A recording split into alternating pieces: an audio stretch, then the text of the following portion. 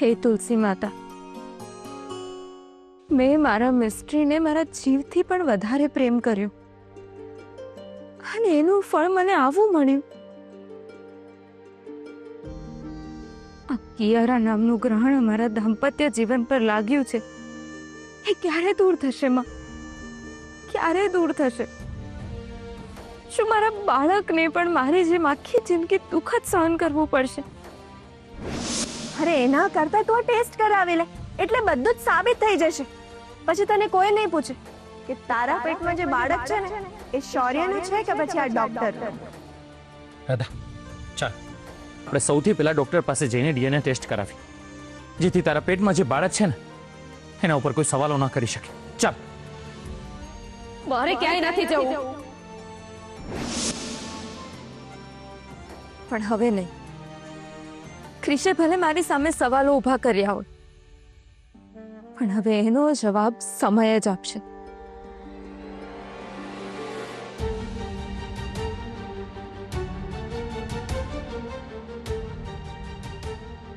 તમે રાધાબેન છો? હા, પણ તમે કોણ? હું ડીએનએ લેબની ટેકનિશિયન છું. તમારા ટેસ્ટ માટે સેમ્પલ લેવા આવી છું. હવે ક્રિશે એની હદ વટાવી દીધી. એની આટલી હિંમત કે એને આ સેમ્પલ લેવા માટે આ બેનને મારી પાસે મોકલે.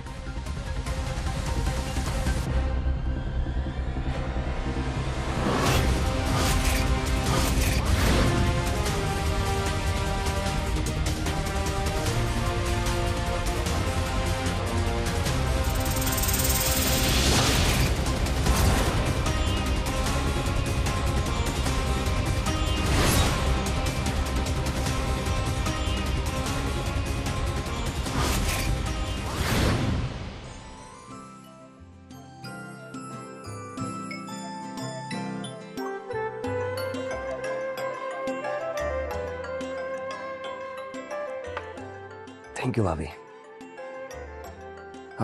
ભાભી, ક્રિશભાઈ રાતના કંઈ ખાધું હતું કે નહીં? બહુ કાલાવાલા કર્યા ને પછી એક રોટલી અને થોડું શાક ખાધું. ઠીક છે. નીલા ભાભી, મને પ્લીઝ રાધા ભાભીનું એડ્રેસ આપો ને. મારે એમને મળવું છે. એકચ્યુઅલી સાચું કહું ને તો જ્યાં સુધી હું એમને નજરે નહીં જોઈ લઉં ને ત્યાં સુધી મારા મનને શાંતિ નહીં થાય ભાભી. પ્લીઝ. શૌર્ય, તું અત્યારે રહેવા દે. તને ખબર છે ને મમ્મીજીએ શું કહ્યું એ? હા ભાભી, મને ખબર છે, બટ ટ્રસ્ટ મી, હું મમ્મીને ખબર નહીં પડવા દઉં. આપણને એવું લાગે છે કે કોઈને ખબર નહીં પડે, પણ આ કિયારાનો કોઈ ભરોસો નથી. ખબર નહીં એને ક્યાંથી રાધાનું એડ્રેસ મળી ગયું અને એકદમ રાઈટ ટાઈમ પર આવીને એને કૃષ્ણા મગજમાં ઝેર રેડ્યું. જો કિયારા ત્યાં ના પહોંચી હોત ને તો આજે રાધા આપણા ઘરે આપણી સાથે હોત. ભાભી, તમે ચિંતા ના કરો. મને પૂરેપૂરો વિશ્વાસ છે કે હું રાધા ભાભીને મનાવીને ઘરે લેતો આવીશ. બસ મને તમે ફક્ત રાધા ભાભીનું એડ્રેસ આપો પ્લીઝ. ઠીક છે.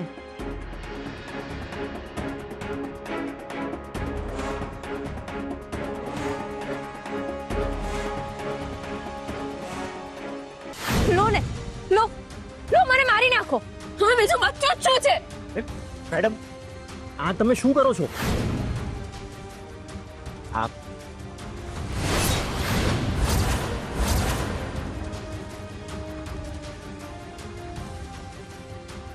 જુઓ, હું તમારો ગુસ્સો સમજુ છું, પણ તમે અત્યારે આ ના, તમે શું આ દુનિયાનો કોઈ વ્યક્તિ, કોઈ પુરુષ આ પીડા નહીં સમજી શકે? અરે, એક સ્ત્રીની સામે અસંખ્ય સવાલોની દિવાલ બનાવી દેવામાં આવી છે. એના બાળકના જન્મ પહેલા જ એના અસ્તિત્વ પર સવાલો ઊભા કરી દીધા. પતિએ એની પત્નીનો સાથ શું છોડ્યો? સ્ત્રીએ ભરેલું કોઈ પણ પગલું આ સમાજને ખટકવા લાગ્યું.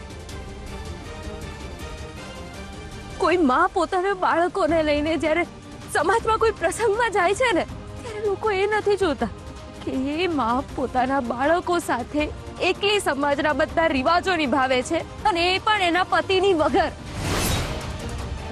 પણ એની સાથે એનું પતિ કેમ નથી, એના બાળકોનો બાપ કેમ નથી? બસ એ જ સવાલ બધાના મોઢે હોય છે.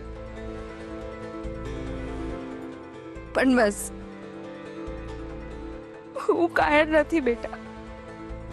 જેવી રીતે મેં જિંદગી સામે સંઘર્ષો કર્યા છે ને, એવી રીતે તારા આવતા પહેલા હું તને પણ આ બધા સંઘર્ષો માટે તૈયાર કરી દઈશ. પડકારો સામે હારીને ડરી જાય એવી નથી તારી માં. હવે જેને જે સમજવું હોય એ સમજે. હું અને મારો ભગવાન જાણીએ છીએ કે મારા પેટમાં આ બાળક છે એ મારા મિસ્ટ્રીનું જ છે.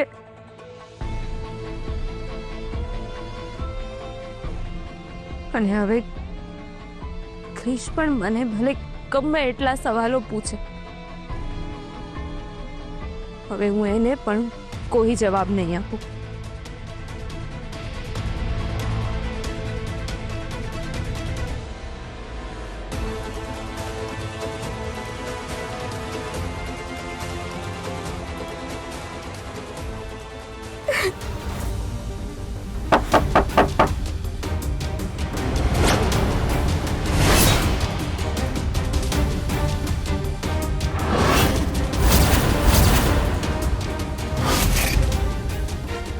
ભગવાન, તમે આ મને કેવી મુસીબતમાં ઊભી કરી દીધી છે. હું બહાર પણ નથી જઈ શકતી. હવે હું મારા મિસ્ટ્રી સાથે કેવી રીતે વાત કરું?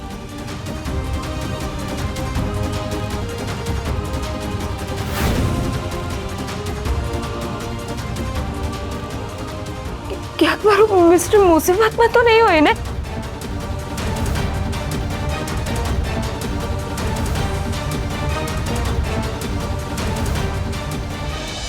આટલા વર્ષોથી ત્યાં રહું છું, આજ સુધી આવો પ્રોબ્લેમ નથી આવ્યો, પછી આજે અચાનક આવો પ્રોબ્લેમ શું કામ થયો હશે?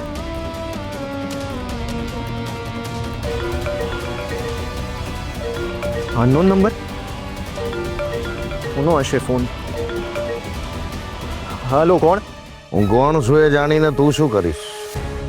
પેલા મને એ કે સંતા કુકડી રમવાની મજા આવે છે કે નહીં? કાયરની જેમ છુપાઈને શું કામ રમત રમે છે?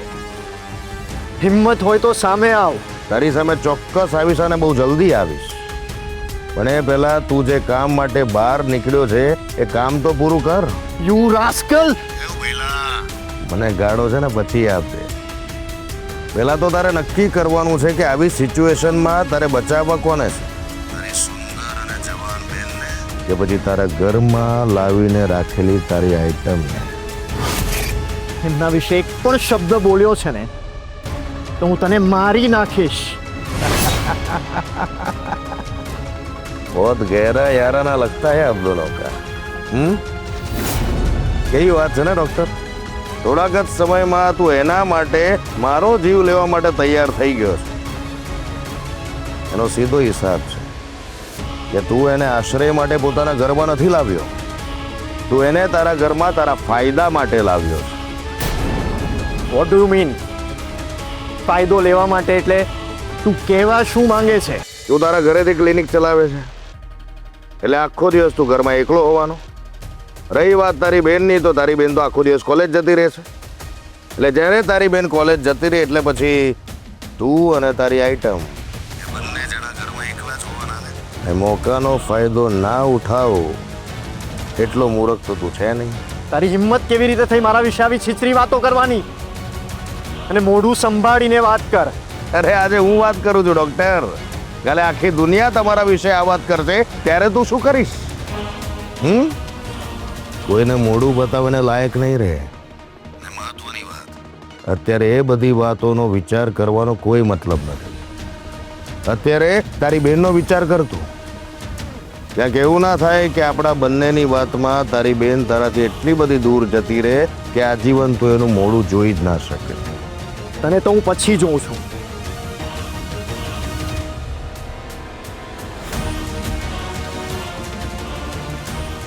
હવે શું કરું? કોની પાસે જાઉં? શાંભવીને શોધું કે રાધા મેડમને બચાવું?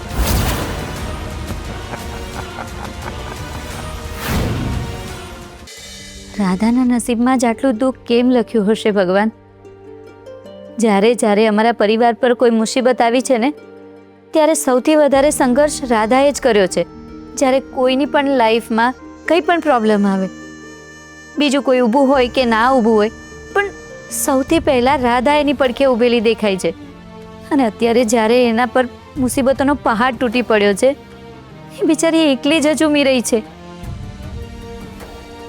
કઈ હાલતમાં હશે બિચારી?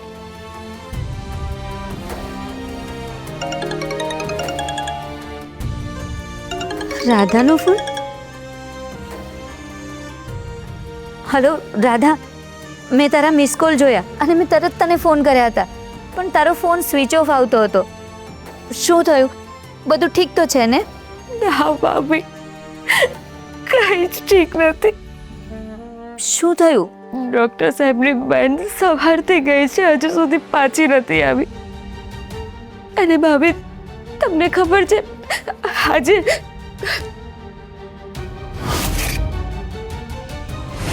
શાંભવી આવ્યો એવું લાગે છે.